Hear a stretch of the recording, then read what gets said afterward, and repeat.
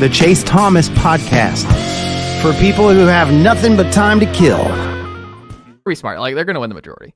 Yeah, and I think Georgia's won, I think is it 30, 31 in a row at home coming into this season. So, we'll see if that streak can last the gauntlet that is this season. But yeah, I've said that a bunch. It's like this schedule is ridiculous.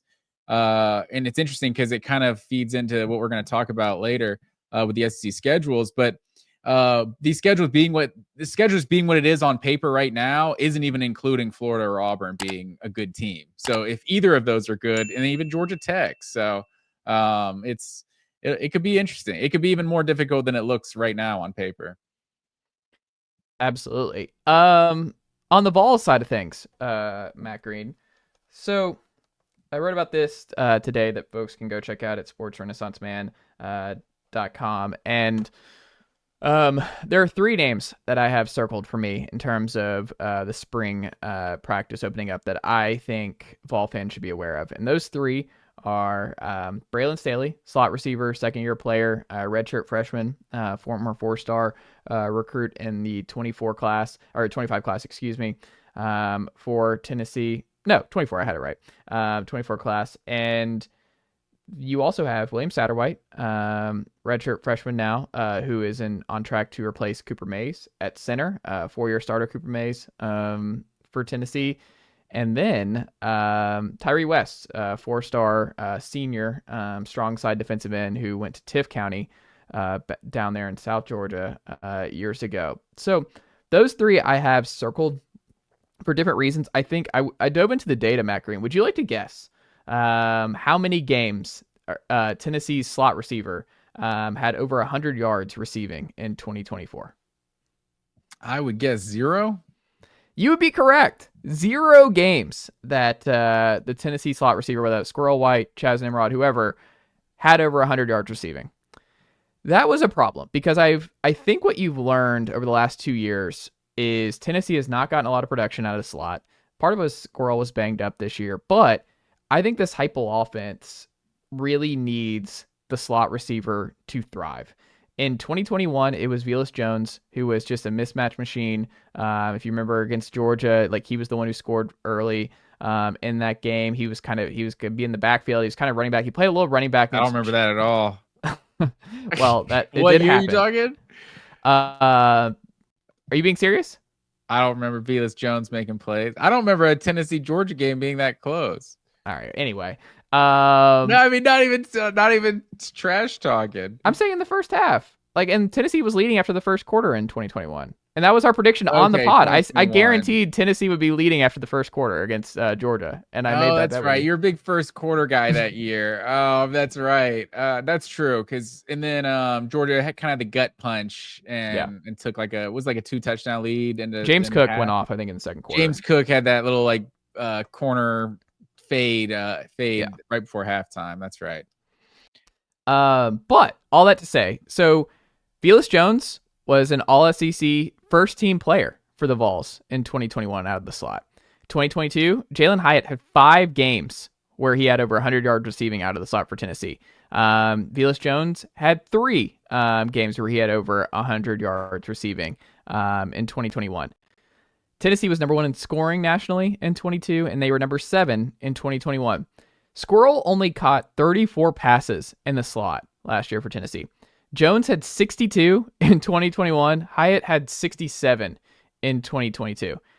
I just don't think there's a way for Tennessee's passing game, which really struggled, 94th in conference play in passing, to get back on track because everyone's looking at Mike Matthews, the former 5-star at the alumni at Parkview. He'll be on the outside.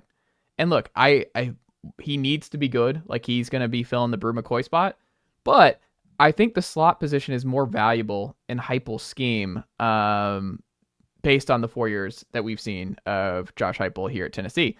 So Braylon Staley stepping in for Squirrel White in 25, I think is huge. So I've got my eye on him this spring to be like, what's the scuttlebutt on him? How is he performing as wide receiver 1 in that position? Is he a yak guy? Is he someone that looks like he can be the next difference maker in the slot for Tennessee? Because they have missed that greatly the last 2 years. He doesn't have to be Jalen Hyatt with the burner speed where he's just unguardable in space, but he needs to be a yak guy. He needs to be someone that can get open and be a safety valve for Nico that he did not have last year at the wide receiver position. So he's there. William Satterwhite, obvious one where Tennessee's replacing 4 starters in the offensive line next year. But Cooper May started as a redshirt freshman as a 4-star from Knoxville Catholic.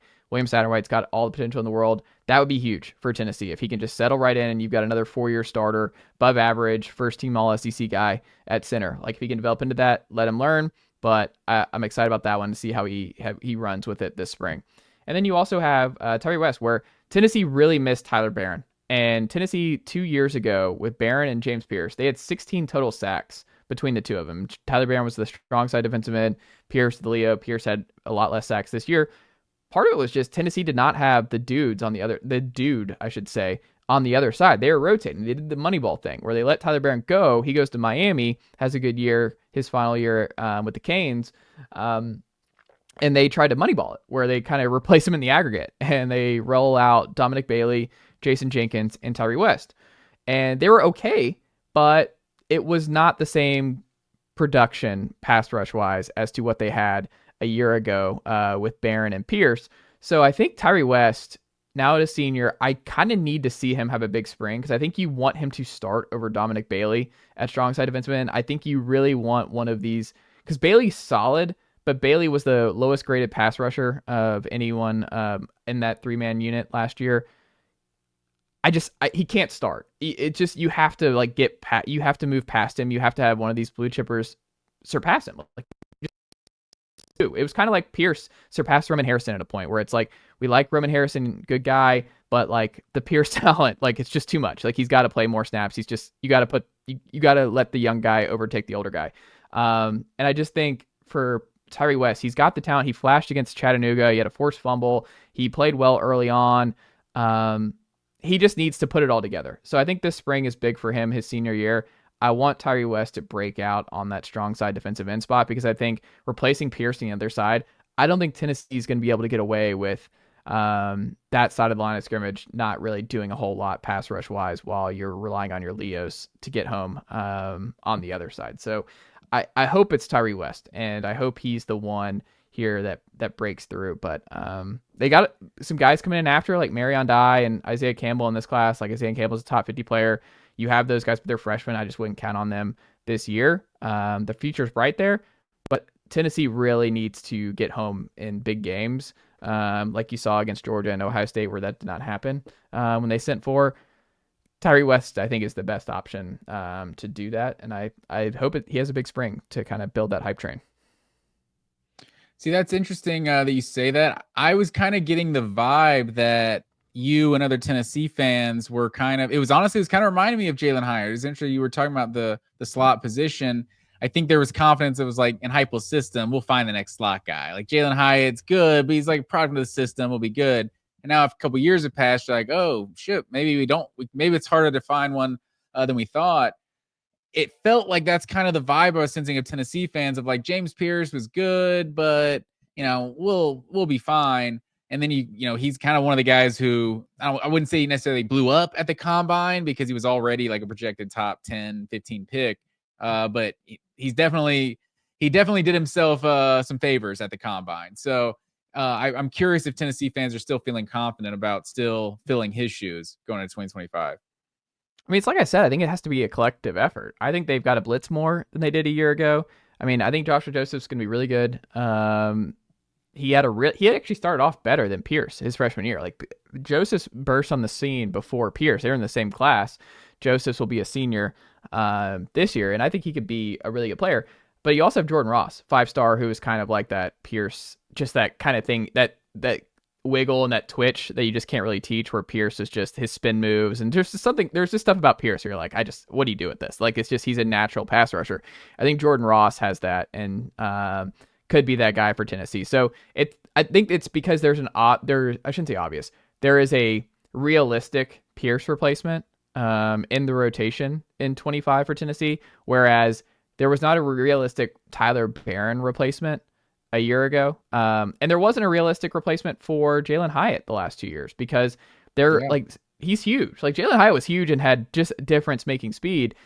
Squirrel his size was a limitation. Like, he was banged up a lot, and he was a good player. I mean, he had some big time catches for Tennessee. He had an all-timer against South Carolina, a gigantic one against on the road at Bama in 23. Like, he had the 23 season, he was solid. Last year was a rough year for him, but they have to get more. Like, he was a B- player at Tennessee, and you had 2 A's the first 2 years at slot in Vilas, and you had Vilas was probably an A, and then Hyatt's an A+. Like, Hyatt's the if he's winning the Bolitnikov, I think that's about as high as it gets.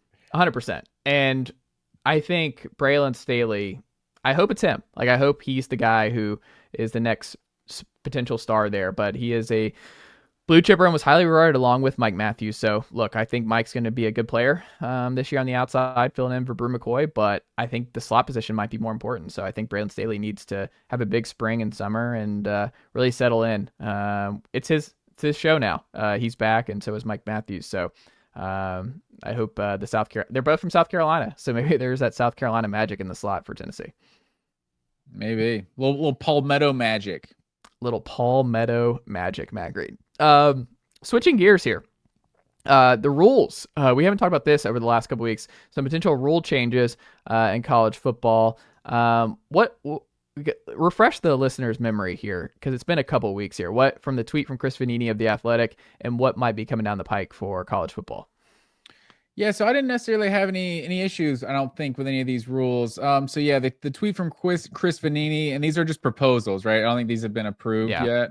But essentially the Kirby Smart rule, the Georgia Tech game, you only get one total timeout for the third overtime and beyond that moving forward. I think even Georgia fans agree with this rule. It was ridiculous. Every single time they set up, Kirby was coming down there calling a timeout. The Dan Lanning rule of, getting 12 guys on the field. The reason why that was such a big deal was because the clock in that situation. And so now the offense can so if a defense has 12 players out for the play, 5-yard penalty plus offense can reset the clock. And so that makes a lot of sense now, because they legitimately kind of cheated. I don't know. I guess they were. Nicely done, nephew. The Chase Thomas podcast. Hell yeah.